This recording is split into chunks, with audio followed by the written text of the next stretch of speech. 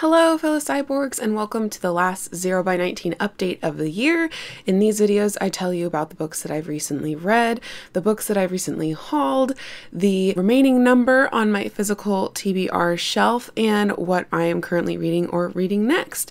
Let's start with the books that I've recently read. I have a couple that I don't have physical copies of, so pictures will be inserted right over our friends, these little lights that are just gonna be here today. So the first book I finished since last talking to you was My Best Friend's Exorcism by Grady Hendrix. This is the first book that I've picked up on the recommendation of Books in the Freezer podcast, a horror novel and film-ish kind of sometimes recommendations podcast, which is awesome. This is about Abby and her friend Gretchen. They are best friends. They've been best friends for a while. And then suddenly Gretchen starts acting weird after a odd night out where Gretchen kind of got lost in the woods all night. This takes place in the 1980s, so the nostalgia and the references abound, but they're not heavy-handed. I also loved how even in the not very overtly horrific moments of this story, Hendrix still was able to bring in the everyday horror and make every situation just a little bit that just definitely upped the atmosphere and upped the ante of this story. There were some really gross scenes that I enjoyed because they really grossed me out. I wasn't terribly frightened by this, which was great. And overall, this was just really well written, really well done. I was really impressed with it. So check out My Best Friend's Exorcism, especially since the editions that they're published in, both the hardcover and the paperback, are ridiculously wonderful. Then I listened to the audiobook of American Gods by Neil Gaiman because this is a chunkster and I wanted to get it read, and I really enjoyed this actually. I think the audiobook, which was a full cast audio narration of the 10th anniversary edition and the author's preferred text, which is this edition as well, was just really great. I found myself looking forward to being in the car so I could listen to the audiobook, and that is always a good sign. I really liked how Shadow was kind of an empty character and the stand-in for the reader, but also kind of had no personality at the beginning. But slowly throughout the book, you as the reader and Shadow himself kind of understand actually who he is. I really loved the parts that took place in Lakeside, this small little town in northeastern America. I forget what state it was in. It's all snowbound and locked in and freezing cold, and that was wonderfully atmospheric for when I was reading this in December. I also really loved the sections with, I think it was Ibis and Jackal, or was it Crane and Jackal? Ibis/Crane, I can't remember. I think it's Ibis. Anyway, he is a bit of a storyteller. He writes his own stories, and also he and a Jackal run a funeral home, and that was a lot of fun too. Pleasantly surprised by this. The only thing that I didn't super love was I found that the first sex scene in here has to do with a sacrifice to a god, and it's, I think, very memorable and very strange. And I think that the rest of the sex scenes in here, there were I think 2 others, were in there solely so that the only sex scene in this book wasn't as weird as the first one. I don't think they furthered the plot. I don't think they furthered character development. I don't think they did anything but just counterbalanced that one weird sex scene. I wish they weren't in here. But other than that, I highly recommend. 4 out of 5 stars, and I was pleasantly surprised. Then I finally tackled Celtic Tales, Fairy Tales, and Stories of Enchantment from Ireland, Scotland, Brittany, and Wales, illustrated by Kate Forrester, and I believe she also adapted and edited some of the stories in here as well. This was a Christmas present from last year, and I was like, oh, I really shouldn't have any Christmas presents left over, but I still do, but that's okay. I enjoyed this. I gave this, I think, 3 out of 5 stars. I enjoyed the very simple illustrations that are in here in front of every single new story. They all look kind of like this. I liked the limited color palette, and I liked how it was very form and shape heavy. I wish there were more little illustrations split among this one. I also really liked the retelling of these stories. They felt more like modern short stories than fairy tales, which can feel very hollow to me. The only things that I didn't like was the fact that quite a number of these stories I was familiar with before, but I've read quite a few fairy tales, so there weren't as many new ones in here and ones that I felt were distinctly from these cultures, if that makes any sense. And I found that the 3 romances at the end of this, those 3 stories that were categorized as romances, were the most fleshed fleshed out and the ones that I liked the most. So 3 out of 5 stars. I enjoyed, and it certainly is a very pretty book. The Girl on the Landing by Paul Torday is a psychological thriller, I guess you could kind of say, but also not really. It's more like psychological thrillery fiction. I ended up giving this 3 out of 5 stars, and I think that's because this is literary fiction and it's not a thriller and it's not horror. This is about a married couple who live a very boring life, and then all of a sudden the husband appears to just kind of wake up and be a different person, and it's great for a while until things are very much not great. This takes place partly in busy London and partly in a like Scottish manor in the secluded Highlands in winter. So again, this was also very atmospheric for having read it in December. But I found that the like thrillerish sort of elements didn't go far enough for me. The climactic scene, I'm not going to say any spoilers, but the climactic scene was so quick and short that if this was a thriller, it totally failed to deliver on the tension. But since this is not a thriller, I think it did what it wanted to do, but I just wanted a little bit more oomph. I also didn't like the ambiguity of the story. There is a certain element in here where you're left as the reader to wonder, is this magical realism and this thing actually exists independently of people, or is this thing the production of a person's imagination, that sort of thing, without giving too much away. And I thought it would have been so much more interesting if that is it actually real element was gone. So nitpicking on some things, overall I enjoyed it. It was a fast, quick read, but it wasn't perfect. I wish that it was a bit spookier, but that was The Girl on the Landing. With Christmas fast approaching, I think actually on Christmas Eve, I read 2 short Christmas stories. The first was by Anthony Trollope. This is The Mistletoe Bough. This is about a family where some friends of the family that they've grown up with are coming to stay over the holidays, but one of the daughters, they're all like young adults at this point, was kind of engaged to that family friend that she had grown up with for like a couple days, and then it was like the engagement was broken off and it's just awkward and weird, and do they actually still love each other? And it was good. I liked it. I gave it 3 out of 5 stars, but I didn't think it was Christmassy enough. The action takes place in the days after Christmas, following Christmas, in the 12 days of Christmas, which isn't really a thing for me. I don't understand the 12 days of Christmas because it's all about anticipating Christmas for me. So it didn't feel it's Christmassy enough for me. And I also felt that there wasn't really a lot of stakes or tension in this story, but the writing style was, as always, Trollopely delightful, and I still enjoy it, and it helped me get in the Christmas spirit. Then I read 3 more books, but they were also Christmas acquisitions. So I got a lot of books for Christmas, which I am very, very pleased with.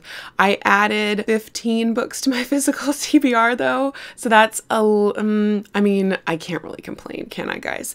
So right now, the physical state of my TBR is 41 books. I had 25 on my physical TBR, or 24 maybe, before Christmas came around.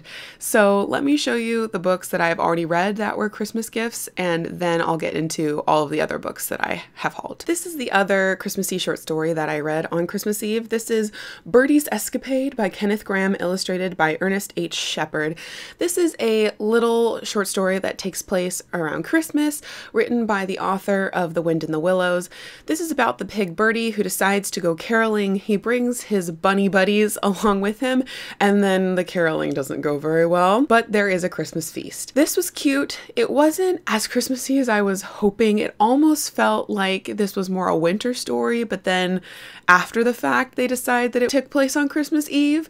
So again, it wasn't quite as Christmassy as I would have hoped, but it was cute, and the illustrations were cute as well. And I really liked this part of the story. It was this magical woodland elevator, which was just kind of delightful. So very cute, and I'm happy to add this to my collection. Over the time where my sister was in town, we discovered Chill with Bob Ross on the Netflix, and both her and I are just delighted by this man with an afro with an ASMR voice, and she was a very sneaky person and picked up Happy Little Accidents, The Wit and Wisdom of Bob Ross for me. This is one of those small coffee table books where there's like a quote on one side and then then a Bob Ross print on the other side. So it didn't take very long to read. And this is just fun and delightful and reminds me of those wonderful mornings drinking coffee and watching Bob Ross make happy little clouds and trees that are named Oscar. So nothing super revolutionary here, but 3 out of 5 stars and a wonderful Christmas memory. I also received and have now read Harry Potter, A History of Magic. This is the official companion to the British Library exhibition at the New York Historical Society Museum and Library. Okay, so here's story time. Mom and I found I think it was called The History of Magic. It was a little documentary talking about this exhibition on Harry Potter that was at the British Library. And after we watched this adorable video on the television, we were like, oh, maybe we should go. But it was already over at that point. It was also in London. We weren't going to go. But, you know, we wanted to be able to, and then just to decide no. So anyway, I loved that little video, and it turns out that they have a book companion which goes into detail about all of the exhibition piece, or I assume it's all of them. So it's like you're at the museum, but you're at home on the couch in your pajamas, which is just so much better. So this is a coffee table book with illustrations and explanations of the different exhibitions that were on view at the British Library. This has some historical items. It also has copies of like in progress texts from J.K. Rowling, and it is also divided up by the different subjects at Harry Potter school. So there's an astronomy section, a Defense Against the Dark Arts section. It's lovely and beautiful and perfect to go along with all of those illustrated Jim Kay editions that my mom is definitely collecting. So this was a lovely surprise. Then there were a couple books that I acquired that I have already read. So not a couple, quite a lot that I have already read. So they don't get added to my physical TBR, even though I'll probably reread them in the future. This is Winter Poems selected by Barbara Rogoski and illustrated by Trina Schartheimer. This I borrowed it from the library when I was still living in Canada, and I enjoyed it so much that I wanted to have my own copy. These are just beautiful little poems that are all about winter time and remind you of winter. And I also love how the border is the same, but then changes what it looks like for each of the pages. So this is just a nice little other wintry sort of read that I wanted to have on my shelves, and now I do. I also got a new and different copy of North and South by Elizabeth Gaskell, which is one of my favorite books. This is a beautiful bright teal with some peachy sort of text. It looks kind of yellow for you guys, but it's peachy in real life. I love this edition so much. This is from Alma Classics. My edition that I had before was like the Penguin Black Classics, but dare I say it was too floppy and it actually made me angry reading it. So I'm glad to have a copy that's actually comfortable to the hand and eye for when I pick up this classic next. Then the wonderful Acacia Ives got me this box set of 6 out of the 7 Bronte novels. I don't know why all of them are not included in these box sets, but that's fine. These are beautiful little cloth-bound hardcover books that feel wonderful to the hand, and they're these cute little sizes. So the only ones that have been added to my TBR are The Professor and Agnes Grey, which I haven't read. I have read the other 4 and will be rereading them in 2019, but shh, that's another video.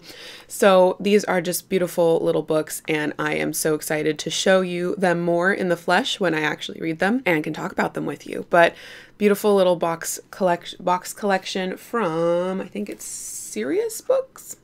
Yeah, it's right there. Serious books. Now on to the rest of the books that have wonderfully been added into my life, starting with the classics. So here I have the final 2 Gaskell novels that I have yet to read, Sylvia's Lovers and Ruth. I am hoping to read these in 2019 and then do a comprehensive video on the novels of Elizabeth Gaskell. Super excited that these, in these lovely floppy enough editions, are in my collection. 3 Thomas Hardys were also added into the collection, my collection as well. There are, let me just put them down here. The Mayor of Casterbridge, which was recommended to me a long time ago in one of my videos where I talked about getting into Thomas Hardy, and Tess of the D'Urbervilles, which I have read, but not in a long time, and I thought would be really fun to read alongside Ruth for similar reasons. And then this incredibly beautiful copy of Desperate Remedies that comes with its own map. Ugh, so adorable. So these 3 are the Hardys that I will be reading next and seeing what I actually think about Mr. Thomas Hardy, and there might be a series involved. We'll find out in the future. And Christmas wouldn't be Christmas without more Anthony Trollope, in this case, a beast, and then the next installment in the Barchester series. This is Dr. Thorne, the third novel in the Chronicles of Barsetshire, and then He Knew He Was Right, a standalone and chunkster that I am really excited to get to. The light is getting even weirder. I'm working as fast as I can. Now for some miscellaneous genres, I have just a general fiction. It's South Korean and it's translated by Chi Young Kim. This is Please Look After Mong by Kyung Suk Shin. This comes highly recommended from one of my friends. She's told me for months that I need to give this a try, and now I can even more easily than if I got it from the library. Into the Drowning Deep by Mira Grant also arrived under my tree, which was wonderful. This is a recommendation from the Books in the Freezer podcast again, and if you remember, I read the novella that comes before this book, Rolling in the Deep, last time I talked with you, and it was so good. This is about killer mermaids, and I am so totally here for it. And yes, we have The Glasstown Games by Catherine M. Valenti. This is about the four Bronte siblings, Emily, Anne, Charlotte, and Branwell, and the imaginary worlds that they wrote tons and tons of fiction in. I think something goes wrong and they get sucked into these worlds. Super excited. Now onto some sci-fi. This very beautiful cover of World's End by Joan D. Vinge is the follow-up to The Snow Queen by Joan, which I'm not on first name basis with her, by Vinge, that I read in the summertime, I believe. I wasn't crazy about The Snow Queen, but World's End follows one of the characters that I was invested in, so I'm looking forward to getting to this sooner rather than later, especially since it's little. Embers of War comes highly recommended, both from, I believe, Elizabeth from Books and Pieces, and especially from Becky M, who read it twice this year. I am super pumped to hear about AI warships going back into the fray, and really looking forward to reading this. Another Butler has been added to the list as well. She is quickly becoming one of my favorite authors. This is Parable of the Sower, a post-apocalyptic epistolary novel. I'm really pumped to see if I can get on this post-apocalyptic world. And this beast of a book is Leviathan Wakes by James S.A. Corey, the first installment in a ever-growing space opera that sounds just wonderful. Apparently it's also a major TV series, but I'm not going to watch that. I'm going to read this. Bury Me Standing, The Gypsies and Their Journey by Isabel Fonseca. This is a nonfiction I've had my eyes on for a while. This is all about the Roma people. I want to learn more about them and learn why I can never say that I've been gypped again. So looking forward to being educated by this nonfiction. And finally, Devil's Teeth, who's just getting a beam of light on it, by Susan Casey. This is all about, I believe it's I don't know. What are they? This is about the Farallon Islands that are off the coast of San Francisco. This is the same setting as The Lightkeepers by Abby Genai. I started reading the first chapter of this when I was perusing nonfiction at my library, and I wanted to put everything down and just continue reading this. I'm so pumped, hoping to read this ASAP. Very, very excited for Devil's Teeth. Hello, even more annoying sunbeams. So next I have to talk with you about the books that I'm currently reading and the books I will be reading in the future, but we'll just talk about the books I'm currently reading and hoping to finish by the end of the year. This one I'm not actually sure I'll be able to finish. I have like 200 and some pages left, but this is Barchester Towers by Anthony Trollope. I took a little break on this one after Victober and have just now begun to pick it back up again, and I'm eager to continue on with the Chronicles of Barsetshire. Clay's Ark is the Butler that I have left on my shelves before Parable of the Sower came into my life. This is a really fast-paced and quite short science fiction novel. This is technically novel 3 in the Pattern Master series, but it reads like a standalone, and I'm very intrigued about extraterrestrial viruses. And this is a collection of Edna St. Vincent Millay's lyrics from different collections in her lifetime. I'm super enjoying this. Have only about 50 pages left. Imagine how they crammed 270 pages in there, and I am loving a lot of these poems and hope to talk to you about this very soon in another video. So yay, light beams, we're all done, guys. Thank you for hanging around and looking at all of the books that have been added to my shelves. My TBR feels refreshed, and though it is significantly larger, I am a lot more excited for it than I was just a couple days ago. Please let me know what book you are most excited about that you recently hauled. I hope you had a happy holiday, have a wonderful new year, and until next time, continue to be lovely.